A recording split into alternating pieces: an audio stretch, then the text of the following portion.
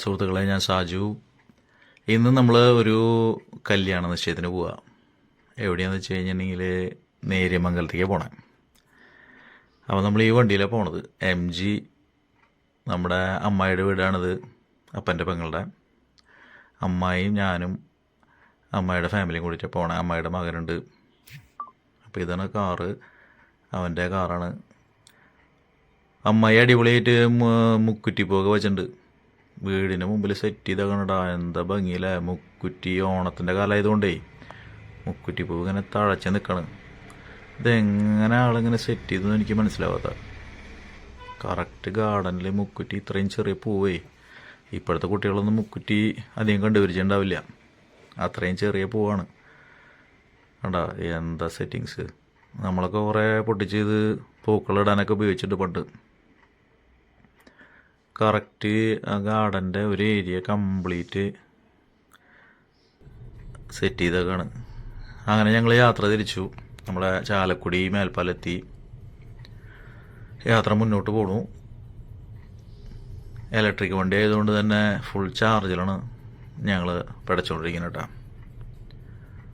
എന്തായാലും 330 കിലോമീറ്ററൊക്കെ പോകുന്നതാണ് നമ്മുടെ അമ്മയുടെ മോൻ പറയുന്നത്. അപ്പോൾ അത് അവനാണ് വണ്ടി ഓടിക്കുന്നത്. ഒന്നുകൊണ്ടും പേടിക്കണ്ട, നമുക്ക് അതിൻ്റെ ഇടയിൽ ഇനി ചാർജ് ചെയ്യുന്നതെന്ന് പറഞ്ഞേ.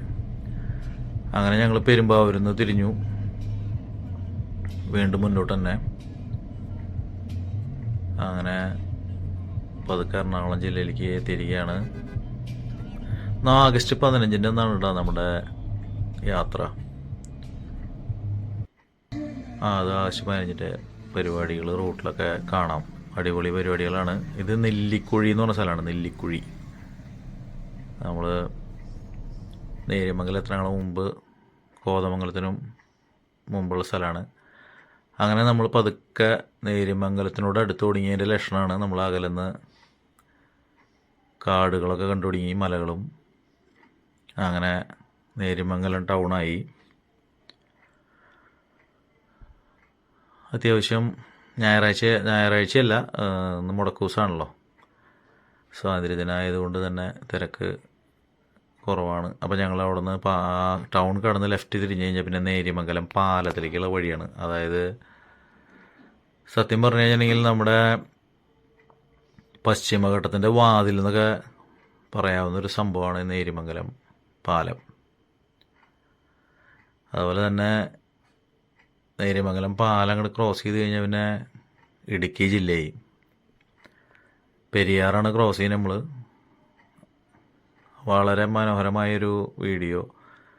സത്യം പറഞ്ഞാൽ വണ്ടികളൊന്നും ഇല്ലാണ്ട് ഇങ്ങനെ ഒരു ഇത്രയും ലെങ്ത്തിലേ ഞങ്ങൾ ഇത്രയും മനോഹരമായിട്ട് ഈ വീഡിയോ കിട്ടുമെന്ന് വെച്ചില്ല കേട്ടാ. പാലത്തിൻ്റെ ഭംഗി പൂർണ്ണമായിട്ട് കിട്ടിയെന്ന് പറയാം. അപ്പോൾ ഇടുക്കി ജില്ലയിലേക്കാണ് കിടക്കണ്. അങ്ങനെ കാടും ഫോറസ്റ്റ് ഏരിയ ആരംഭിച്ചു.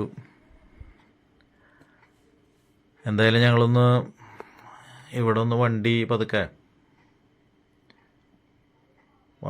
ഒന്ന് ഒതുക്കി ഞങ്ങൾ പാലം ഒന്ന് കാണണമെന്ന് പറയണേ നമ്മുടെ ആൻറ്റിയുടെ മോൻ പ്രസ്റ്റോ.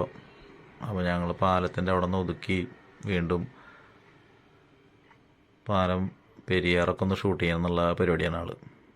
എന്നായിക്കോട്ടെ, വണ്ടി സൈഡിൽ പാർക്ക് ചെയ്ത്.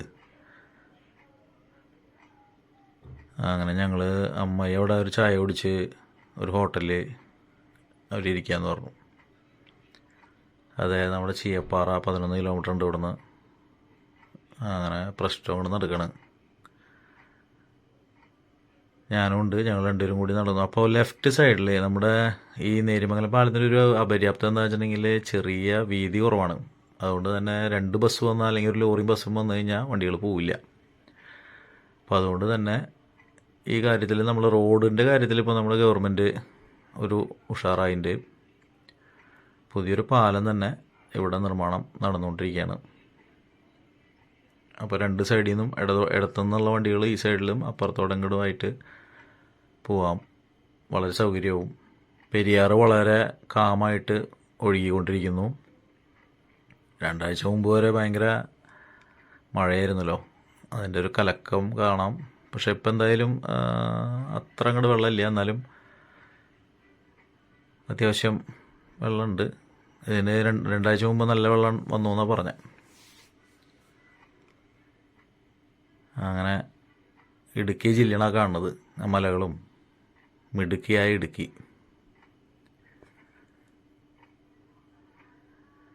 എന്തായാലും ഞങ്ങൾ 1-2 ഫോട്ടോ ഒക്കെ എടുത്ത്, അത് പാലത്തിൻ്റെ പണി ഞാൻ പറഞ്ഞല്ലോ, പില്ലറൊക്കെ പൊന്തി.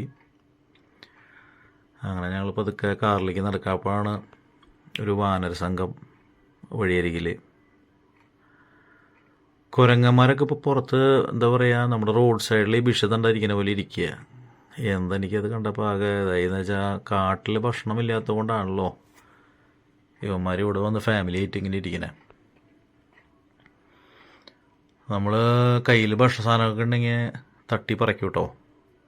ഇതിപ്പോൾ കാറിലെ ചില്ല് കയറ്റിയിട്ടില്ലെങ്കിൽ ചിലപ്പോൾ കാറിലേക്ക് ചാടി കയറും. എന്നിരുന്നാലും വളരെ മാന്യന്മാരായിട്ടുള്ള ഒരു ഇരിപ്പ്. പല യാത്രക്കാരിൽ നിന്ന് കിട്ടിയിട്ടുള്ള ആപ്പിളും മുന്തിരിയും റംബൂട്ടാനൊക്കെ ഉണ്ട് കയ്യിൽ. ബിസ്ക്കറ്റ് പാക്കറ്റ് ഉണ്ട്. അങ്ങനെ ഞങ്ങൾ അവിടുന്ന് ഇനിയിപ്പോൾ പള്ളിയിലേക്ക് നീങ്ങായി. സമയം അധികം കളയാനില്ല. അപ്പോൾ ഞങ്ങൾ പള്ളി നടയിലേക്ക് പതുക്കെ വണ്ടിയായിട്ട് വന്നു. ഇതാണ് നമ്മുടെ നിശ്ചയം നടക്കുന്ന പള്ളി, Bethlehem saint Mary's Jacobite Syriac ദേവാലയം, തലക്കോട്. അപ്പോൾ ഈ കാഴ്ചയൊക്കെ ഞങ്ങൾ തൃശ്ശൂർക്കാർക്ക് അപൂർവ. എന്നാൽ ഈ തെക്കോട്ടുള്ള കോട്ടയം, പാലയൊക്കെ ഇതേപോലത്തെ പള്ളികൾ ഒരു നിത്യ ദർശനമാണ്. പക്ഷേ ഞങ്ങൾക്ക് തൃശ്ശൂർക്കാർക്ക് ഇങ്ങനത്തെ പള്ളികളൊരു പുതുമയാണ്. അപ്പോൾ ഒരു ടിപ്പിക്കൽ കോട്ടയം സ്റ്റൈല് പള്ളി എന്ന് തന്നെ പറയാം.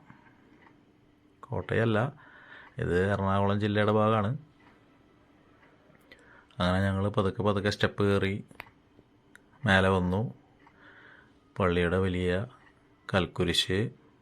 പള്ളി ഒരു പഴയ മാതൃകയിലുള്ള ഒരു പുതിയ ട്രഡീഷണൽ പള്ളിയാണ്,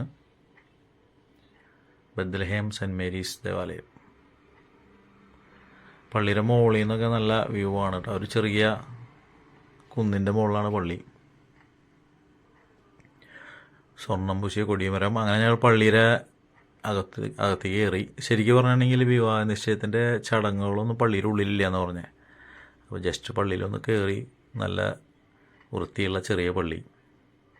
അത് കാരണം പള്ളിയിൽ പരിപാടി ഇല്ലാത്തതുകൊണ്ട് തന്നെ ഇവിടെ ആരും ഇല്ല. കസാരകളൊക്കെ ഒതുക്കിയിട്ടാണ്, പായൊന്നും വിരിച്ചിട്ടില്ല. ഞങ്ങൾക്ക് തൊട്ടടുത്തുള്ള പാരിഷ് ഹാളിലാണ് ചടങ്ങുകൾ നടക്കണമെന്ന് പറഞ്ഞത്. പള്ളിയുടെ വരാന്ത വളരെ ഭംഗിയായി ഗ്രാനൈറ്റൊക്കെ ഇട്ട്, ആ വരാന്തയുടെ ഒരു വ്യൂ. കാറുകളൊക്കെ വന്നതൊക്കെ നിരനിരയായിട്ട് ഒതുക്കിയിട്ടുണ്ട്. ശരിക്കും ഈ കുന്നിൻ്റെ മുകളിലേക്ക് റൈഡ് ചെയ്ത് ഇങ്ങോട്ട് കയറി വളഞ്ഞ് വരണം. സെക്യൂരിറ്റിയൊക്കെ നിൽക്കുന്നുണ്ട് കാറുകൾ ഇടിയിപ്പിക്കാനും. ഏതായാലും വളരെ നല്ല വ്യൂ ആണ് പള്ളിയുടെ ചുറ്റും. പള്ളിയുടെ സൈഡിൽ നിന്നുള്ള വ്യൂ. ഇതാണ് അമ്മായി, നമ്മുടെ അപ്പൻ്റെ പെങ്ങള്. അപ്പോൾ ആള് പതുക്കെ നമുക്ക് ഹാളിലേക്ക് പോവാടാന്ന് പറഞ്ഞത്. ആൾക്കാരൊക്കെ അങ്ങിങ്ങായിട്ട് നിൽക്കുന്നുണ്ട്. എല്ലാവരും പതുക്കെ ഇനി ഹാളിലേക്ക് നീങ്ങാനുള്ള പരിപാടിയാണ്. ഇതാണ് പാരിഷ് ഹാള്. 2-3 നിലകളായിട്ടുള്ള ഒരു ബിൽഡിങ്ങാണിത്. ആണ് ഈ പരിപാടി.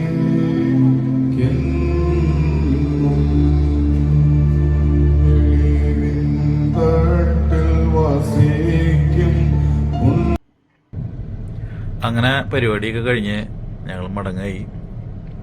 അങ്ങനെ നേര്യമംഗലത്തിനോട് വിട പറഞ്ഞ് ഞങ്ങൾ യാത്ര തിരിച്ചു.